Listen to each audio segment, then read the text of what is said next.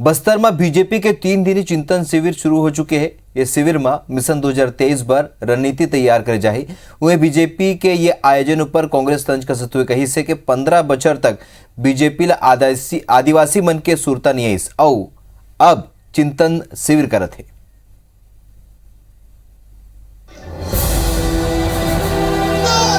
छत्तीसगढ़ में सत्ता के चाबी बस्तर संभाग ला माने जाते। फिर बीजेपी हखल और बस्तर में चिंतन शिविर के आयोजन करके मिशन 2023 के तैयारी शुरू कर दे है, जेमा बीजेपी अवैया विधानसभा चुनाव में जीत के रणनीति तैयार करत है। भाजपा प्रदेश में स्थिति ला देखत हुए कोनो कोताही नहीं बरतना चाहती। ऐसे में राष्ट्रीय स्तर के नेता मन के साथ चर्चा लगल गोपनीय रखे गए है। बंद कमरा में पार्टी के राष्ट्रीय और प्रदेश स्तरीय नेता मन चुनावी रणनीति ऊपर बात कर रही। हालांकि शिविर के अंतिम दिन पूरा संभाग के कार्यकर्ता मन के साथ बैठक हुई। भारतीय जनता पार्टी का चिंतन शिविर शुरू हो रहा है। ये 3 दिनों तक चलेगा। परसों दोपहर को इसका समापन होगा। हम लोग के पास मिशन 2023 है और इस चिंतन शिविर में कैसे हम लोग 2023 का विधानसभा चुनाव में विजयश्री हासिल करेंगे, इस पर चिंतन होगा। आने वाले 3 महीने और 6 महीने के लिए कार्य योजना और 2.5 साल की कार्य योजना और ये मुख्य बिंदु यही रहेंगे कि 2023 के चुनाव में भारतीय जनता पार्टी को सफलता कैसे मिलेगी और इस सरकार के 2.5 साल की असफलता को जनता के बीच उनके जन घोषणा पत्र को लेकर हम कैसे जाएंगे। तो उन्हें बस्तर के 12 सीट के साथ सत्ता में एंट्री कर रही है कांग्रेस घलो बस्तर ला अनदेखा नहीं करना चाहती। हाल ही में कांग्रेस के कई मंत्री और विधायक राज्य के परफॉर्मेंस ला लेके कांग्रेस नेता राहुल गांधी ले मिले पर पहुंची।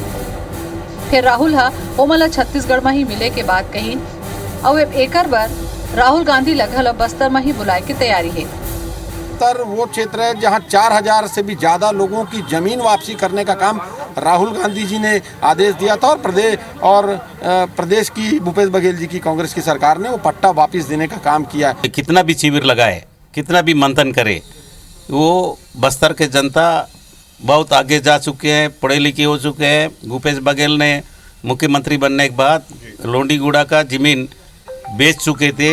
लोंडीगुड़ा का जमीन को आपस करने वाला हिंदुस्तान का पहला सरकार है भूपेश बघेल का सरकार। शिविर होना चाहिए, चिंतन शिविर होना चाहिए, मंथन शिविर होना चाहिए, जितने प्रकार का शिविर होना चाहिए, लेकिन आपका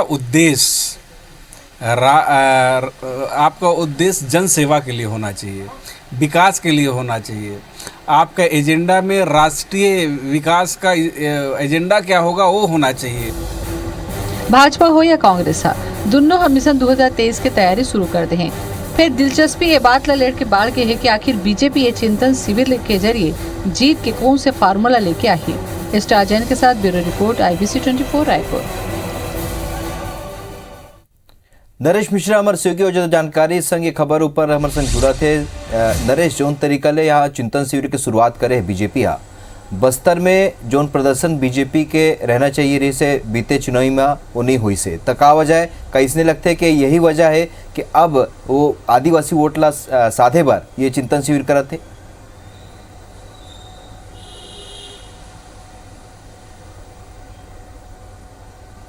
बिल्कुल सही कह रहे हैं आप। और ये जो वोट बैंक है वो तरफा भारतीय जनता पार्टी से छिटक गया और वोट शेयर और भी देखेंगे आप तो काफ़ी ज़्यादा अंतर है। तो यही वजह है कि बस्तर में चिंतन शिविर रखा गया है। और एक जिस तरह से वोट सिमते हैं उससे ये बात भी साफ है कि एक लीडरशिप क्राइसिस भी भारतीय जनता पार्टी के पास है। और अब जब कांग्रेस कई अलग अलग तरह के मुद्दों को लेकर सरकार में है और कई अलग अलग एजेंडों पर काम कर रही है और उसमें उपलब्धियां गिना रही हैं, तो वहाँ पर भारतीय जनता पार्टी को भी एक लंबी रणनीति के साथ सामने आना होगा। पिछले कुछ दिनों से धर्मांतरण, किसानों के मुद्दे और नक्सल प्रभावित इलाकों में सरकार की परफॉर्मेंस को लेकर पहले ही एक तरह से कई मुद्दों को लेकर भारतीय जनता पार्टी ने आगाज़ किया है। और इस चिंतन शिविर के बाद लगता है कि न केवल मुद्दे बल्कि लीडरशिप और जो आदिवासी वोट बैंक है जो सिलसिलेवार भाजपा से सरक रहा है उसको साधने की कोशिश इस चिंतन शिविर के जरिए होगी।